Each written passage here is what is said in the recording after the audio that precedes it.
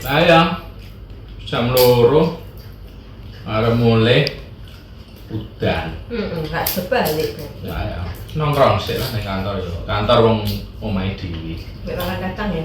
Kacang. Daripada kerja ndak lara DB. Kok iso diterjang banjir kok loro tipi. Kok banjir Udan ya salah aku. Hujan udan kok iso dadi DB. Ya kan dari ngono nek udan, hujan-hujan, musim hujan, guys. Hati-hati DB ngono jare ngono. Ora yo. DB kuwi disebabkan oleh virus. Dan virus kuwi sing bawa adalah nyamuk Aedes aegypti. Iya piye? Tak baleni, tak DB ulangi ya. virus. DB kuwi disebabkan oleh virus dengue. Lah yang bawa itu nyamuk Aedes aegypti. Lah nyamuk itu yang belang-belang putih sama hitam. Berarti nyamuk Aedes aegypti itu adalah pembawa. Betul. Berarti bukan penyebab langsung ya. Betul. Penyebab langsungnya adalah virus Dengue. Oh, Terus nyamuk itu nggak suka di air kotor, kumbangan, air banjir malah nggak suka. Sukanya di air yang bersih. Air yang bersih. Contohnya bak mandi, dispenser, terus ember. Terus dispenser ki ning dine ning galone apa? Tataane, Oh, ini ya, sisa banyune ya. Kayak gitu. Pokoknya sukanya di air yang bersih. Air yang bersih. Berarti justru nyamuk kuwi ning peceren moh. Enggak belum. Justru ning kaya banyu-banyu coklat-coklat ya moh. Emoh. Justru banyu sing bening. Betul. Oh ya milih-milih ya nyamuk ya. Oh ya memang habitatnya. Lah ya. Berarti korelasinya karo udan. Korelasinya antara nyamuk Aedes aegypti, kemudian penyakit DB dan hujan itu sendiri itu korelasinya bagaimana? Kalau hujan, udara kan semakin lembab. Terus kalau hujannya hujan panas sebentar, nyamuk DB itu lebih cepat berkembang di air bersih. Jadi suhu dan udara di sekitar itu lebih mendukung dia untuk cepat dari telur jadi jentik nyamuk, terus dari pompong sampai jadi nyamuk butuh waktu 7 hari. Dan air hujan itu sendiri yang tersimpan ning panggon-panggon sing cekung-cekung itu tadi, sampah-sampah. Ya bisa. Bekas ember-ember bekas, ya. Terus gentong-gentong sing ora diurusi, ya. Bahkan apa itu ban bekas ya, Mbak ya? Betul. Misalnya nek di luar ada kaleng bekas, ban bekas, terus kena hujan ya, jadi kan jadi tada hujan. Air hujan itu kan bening. Nah dia bisa hidup di situ juga. Makanya apa jenenge akeh barang bekas ning omah udanan ya menjadi kampung nyamuk. Betul.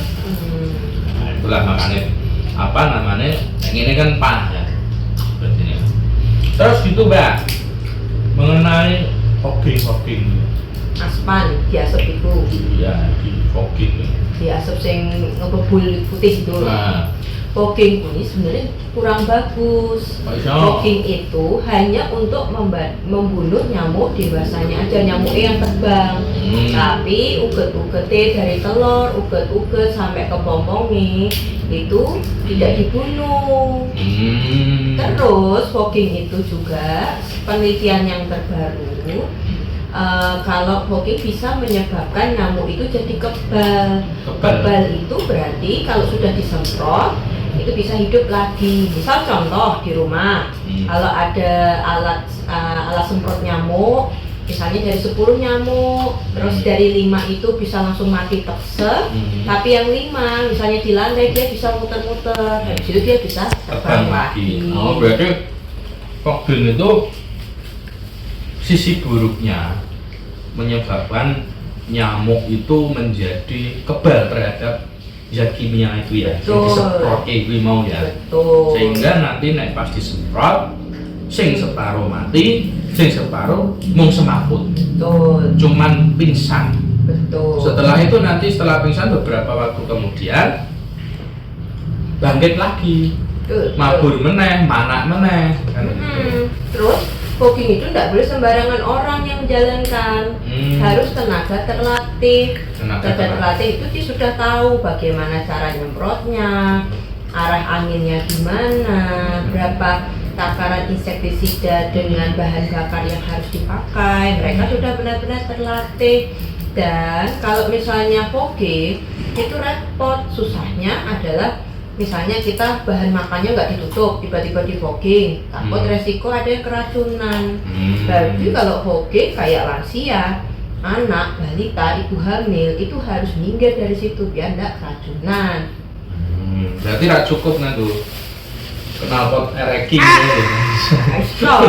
tadi apa dengan bule Udah iso tuh, kan ada insektisida nih. oh mana ya itu asal meng bule akeh atau Mending pencegahannya 3M plus baik. 3M plus itu apa? Berarti menguras yang pertama, dan menguras harus seminggu sekali.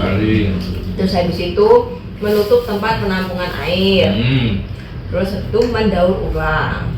Kayak dulu kan mengubur. Oh, ambien kan kayak ini tipi-tipi kayak kan menguras, terus mengubur, terus kayak posisi sini mau menutup ya.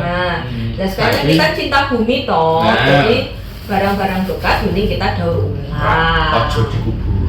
Ojo dikubur. Kubur dari fosil. ya berarti lebih baik apa namanya memotong rantai apa namanya penularan itu dengan cara tidak menyediakan tempat hidup bagi nyamuk itu. Betul. Itu bisa dilakukan semua orang. Betul. Dan kalau 3M plus berarti kan lebih murah. Lebih murah. Semua orang bisa melakukan. Yang dari tua, muda semua bisa melakukan di rumahnya masing-masing. Tapi nek fogging yo harus tenaga khusus. Ya, sudah siji mahal, loro repot, telu hurung ngaruan efektif. Betul. Sehingga menjadi sia-sia. Dan menurut saya loh ya, gue malah akan menjadi sia-sia dan tidak tepat sasaran. Nah saya kira ono nggak sih syaratnya fogging?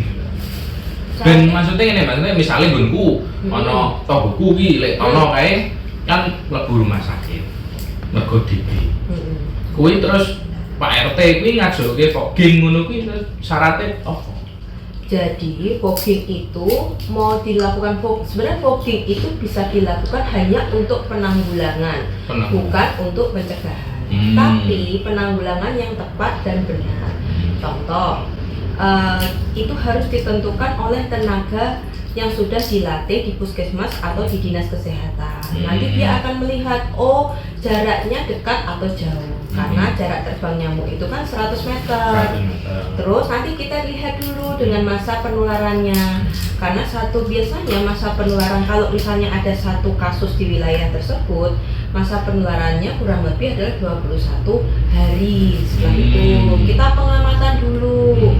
Lalu dilihat juga di rumah-rumah sekitar yang kasus itu banyak uget-ugetnya di rumah atau enggak.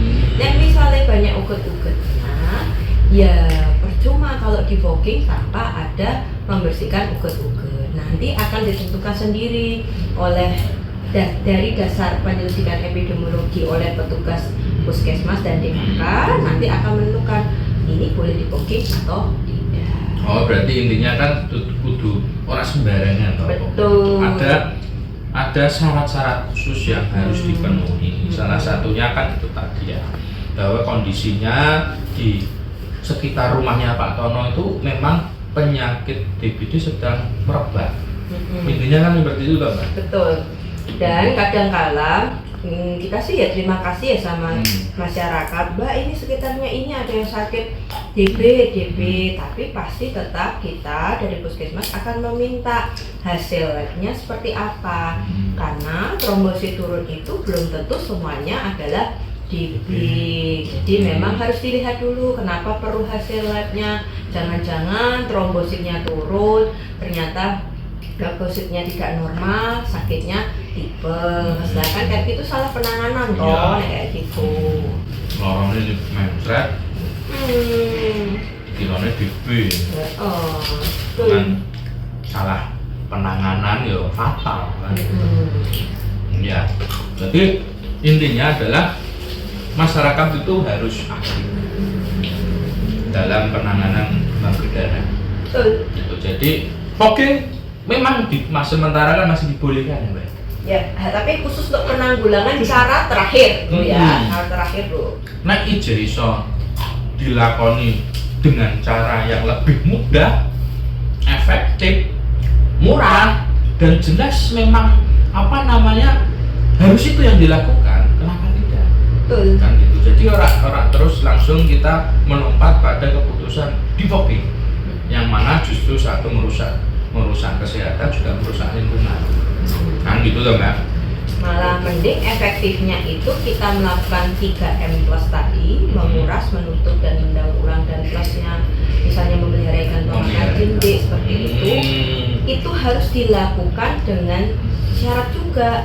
Seminggu sekali harus dilakukan, dilaksanakan secara serentak bersama-sama, dan semuanya harus terlibat. Contoh, di rumahnya Mas Bagas sudah bersih-bersih, resik, tapi di rumahku sebelahmu nggak resik-resik, sama aja toh. Aku bisa nularke nyamuk di tempatku, bisa ke tempatku kan. Nyamuknya ini sampean itu moronggonku kan, jadi kudu yo sak RT itu kompak lah. Makanya kudu serentak. Nek misalnya ya sepakat, misalnya setiap hari Jumat kita gotong royong bersih-bersih, terus menguras bak mandine. Nah, bisa. Mau nih apa? Ngingui Pak. Kanggo mangani jenteke kuwi mau. Lah kuwi aku kena batah karo sampean. Oke. Nyatane ning kolakku tak kuweni iwak. Seminggu kuwi iso ora jenteke. Lah sing mbok culungke iwak apa? Iwak peyek. Ya ngawurmu. Ya kudune iwak makan jentik to. Kayak cupang. Nah, kepala timah, gupi. Paling gampang yang cari cupang. Sekolah-sekolah dodol. Wah, ya ikan yang memakan jentik-jentik itu ya. Aku ya sebetulnya caranya sederhana ya. Untuk kita terhindar dari penyakit. Asalkan kita mau atau enggak, gitu aja. Jadi kita tidak lagi fokus pada piye carane ngobati ben mari, tapi piye carane ben ora lara. Nah, dalam kasus DBD ini berarti intinya kan masyarakat bergerak, ayo resik-resik. Ya, resik-resik. Sing tempat penampungan banyu kuwi ditutup. Terus sing sampah kuwi mau didaruran. Terus olah kuwi mau di apa jenengane?